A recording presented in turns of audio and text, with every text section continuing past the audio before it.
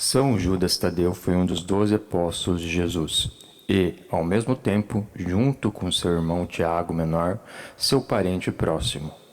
Segundo a tradição dos padres da Igreja, eles eram primos de Jesus, filhos de Maria de Cleófas, irmã de sangue de Nossa Senhora. Maria de Cleófas esteve presente aos pés da cruz durante a crucificação, ao lado de Nossa Senhora e Maria Madalena.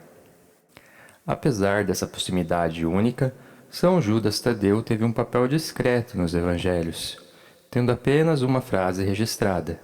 Em João 14:22, durante a última ceia, ele disse: Senhor, como é que te manifestarás a nós e não ao mundo? Por causa da enorme confusão gerada pelo nome Judas, extremamente comum na época, ele passou a ser chamado de Judas Tadeu, ou simplesmente São Judas, para não ser confundido com Judas Iscariotes. Em alguns textos bíblicos aparece ainda como Judas de Tiago, não como filho, mas como irmão de Tiago Menor, que tinha muito mais destaque, pois foi o primeiro bispo de Jerusalém. Judas também escreveu uma carta no Novo Testamento, a Epístola de São Judas, com apenas 25 versículos, sendo a menor epístola de toda a Bíblia. Mesmo curta, é um texto teologicamente denso, voltado à defesa da fé cristã primitiva contra as falsas doutrinas. Segundo uma antiga tradição cristã oriental, durante a vida pública de Jesus Cristo, o rei Abigar V, da cidade de Edessa, sofria de uma doença incurável. Tendo ouvido falar dos milagres realizados por Jesus na Judéia, Abigar lhe escreveu uma carta pedindo que fosse até ele para curá-lo. Ainda segundo essa tradição, Jesus respondeu por escrito, e esse texto é considerado o único registro escrito atribuído diretamente a Jesus Cristo. Eusébio de Cesareia, bispo, teólogo e o primeiro grande historiador da Igreja Cristã, afirma em sua obra do século IV, História Eclesiástica, que os textos estavam guardados nos arquivos reais de Edessa. O texto da resposta de Jesus a Abigar diz: Bem-aventurado és tu, Abigar, porque creste em mim sem me teres visto. Pois está escrito a meu respeito que os que me viram não creram em mim, e os que não me viram crerão e viverão. Quanto ao que me escreveste, para que eu vá até ti, é necessário que eu cumpra aqui tudo aquilo para o que fui enviado, e, depois de ter cumprido, seja elevado aquele que me enviou. Quando eu for elevado, enviarei a ti uns dos meus discípulos, que curará tua enfermidade e dará vida a ti e aos que estiverem contigo. Em uma tradição oriental posterior, essa promessa é acompanhada de um sinal. Jesus teria pressionado um pano contra o rosto, deixando nele milagrosamente impressa sua imagem. Esse pano ficou conhecido como mandilion, a imagem não feita por mãos humanas, venerada até hoje nas igrejas orientais. Após a ressurreição de Cristo, a promessa feita ao rei Abigar foi cumprida. Jesus enviou São Judas Tadeu a Edessa, onde ocorreu o episódio historicamente mais significativo atribuído à sua vida apostólica. Segundo relatos antigos preservados pela tradição oriental, quando Judas Tadeu entrou no quarto do rei Abigar V, uma luz extraordinária emanava de seu corpo, sinal da presença da graça divina. Ao impor o braço direito sobre o rei, Abigar foi imediatamente curado de sua enfermidade e, reconhecendo a origem sobrenatural do milagre, converteu-se ao cristianismo juntamente com sua casa. A conversão do rei teve consequências que ultrapassaram o âmbito pessoal. O cristianismo passou a se difundir oficialmente em todo o reino, estabelecendo uma das primeiras comunidades cristãs organizadas fora do mundo judaico. Essa tradição missionária está na base do posterior reconhecimento da Armênia como o primeiro estado a adotar oficialmente o cristianismo, no início do século IV. A permanência dessa herança histórica e espiritual ainda é visível hoje, entre outros sinais, na presença contínua da comunidade armênia e de seu bairro cristão em Jerusalém. Depois de Edessa, São Judas continuou pregando em diversas regiões: Mesopotâmia, no atual Iraque; Pérsia, no atual Irã; regiões do Tiro e de Sidom, atual Líbano. Os relatos divergem quanto ao local exato de sua morte, mas são unânimes em afirmar que ele foi martirizado junto com São Simão, seu companheiro de missão. Judas foi espancado até a morte e depois decapitado com um machado, enquanto Simão foi cerrado ao meio. Por isso, São Judas é tradicionalmente representado com uma clave, o instrumento de seu martírio, ou uma imagem do rosto de Jesus Cristo no peito, que é uma ligação com o mandilhão, e um livro ou pergaminho, simbolizando sua epístola. Ambos foram enterrados próximos ao local do martírio, conforme o costume da época. Sobre os túmulos de Judas e Simão, os cristãos ergueram uma igreja, o que garantiu a localização e preservação dos corpos. Curiosamente, leis romanas pagãs, motivadas pelo medo de fantasmas, proíbem violar sepulturas, o que ajudou a manter os restos intactos. No ano de 335 d.C., o imperador Constantino mandou transferir os restos mortais dos 2 apóstolos para Roma, onde foram colocados sobre um altar na Basílica de São Pedro, no Vaticano, e ali permanecem até hoje. Há cerca de 500 anos, o braço direito de São Judas Tadeu foi separado e colocado em um relicário, tornando-se uma das relíquias mais veneradas do cristianismo. Após sua morte, São Judas passou a exercer uma influência decisiva na história da Igreja. No século III, o imperador romano Valeriano iniciou uma das perseguições mais brutais contra os cristãos. Pouco depois, Valeriano marchou com seu exército contra a Pérsia e foi derrotado, justamente em Edessa, a cidade evangelizada por Judas. Pela primeira vez em 1000 anos, o imperador romano foi capturado vivo e humilhado até a morte.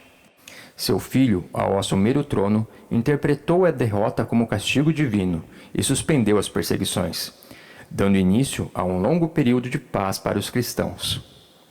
Décadas depois, em 28 de outubro, dia de São Judas Tadeu, ocorreu a Batalha da Ponte Milvia.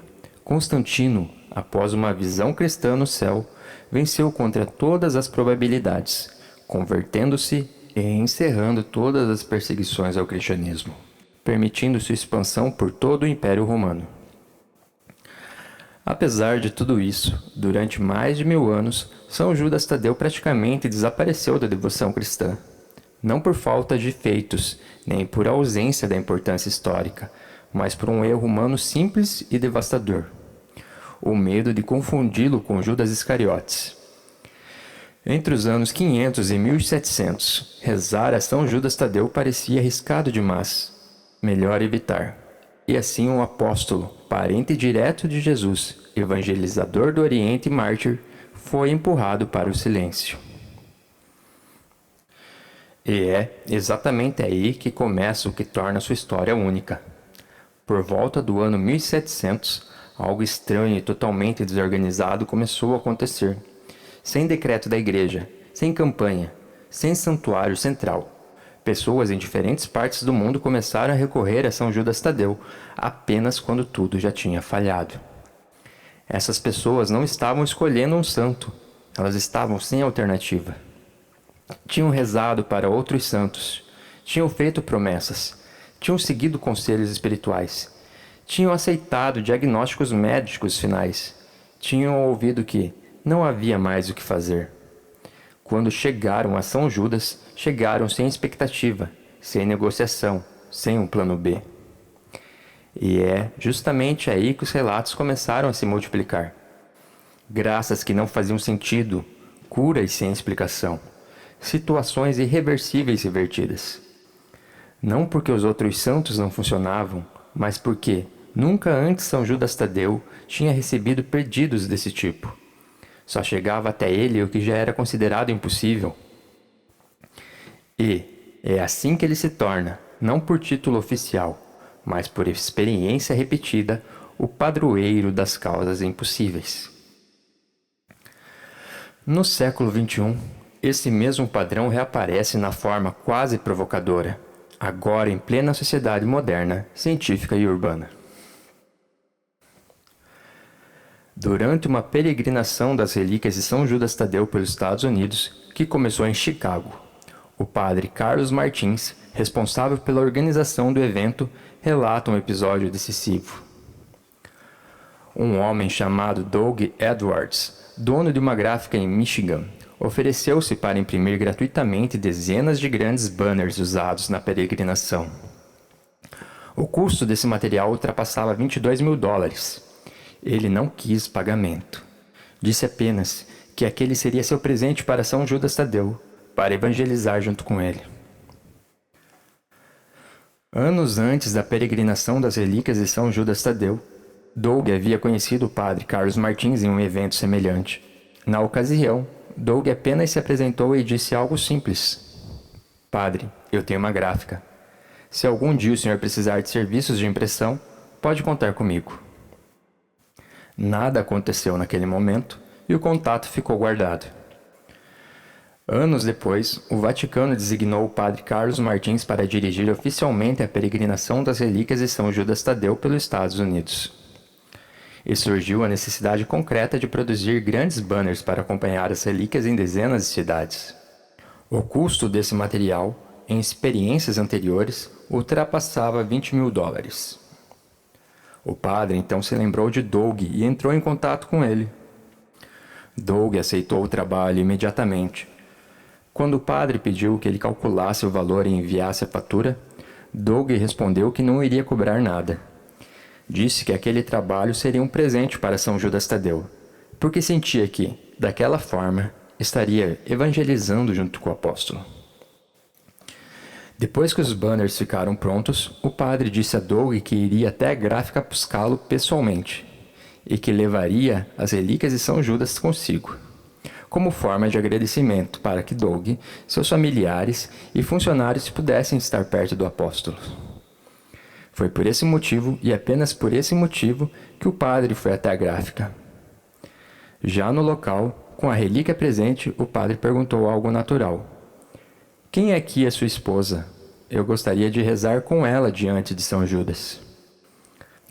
Doug então explicou que sua esposa, Noreen, não estava bem naquele dia. Ela havia sofrido, anos antes, uma grave condição cerebral que a deixou em estado vegetativo.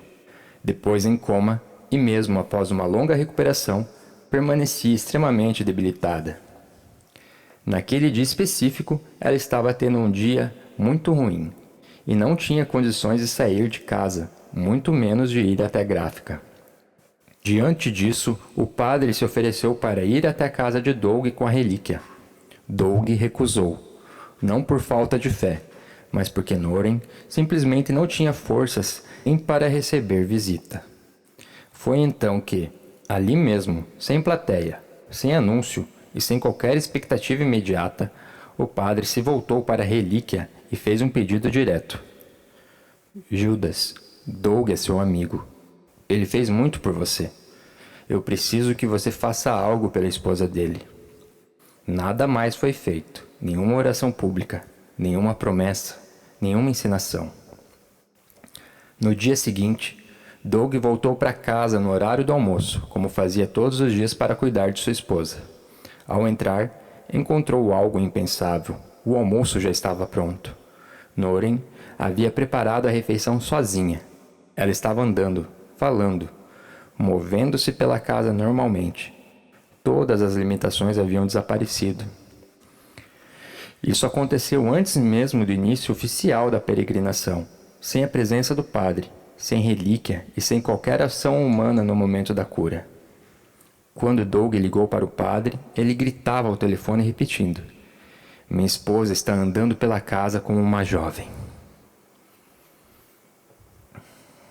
O apóstolo do impossível havia feito mais uma vez exatamente aquilo pelo qual se tornou conhecido.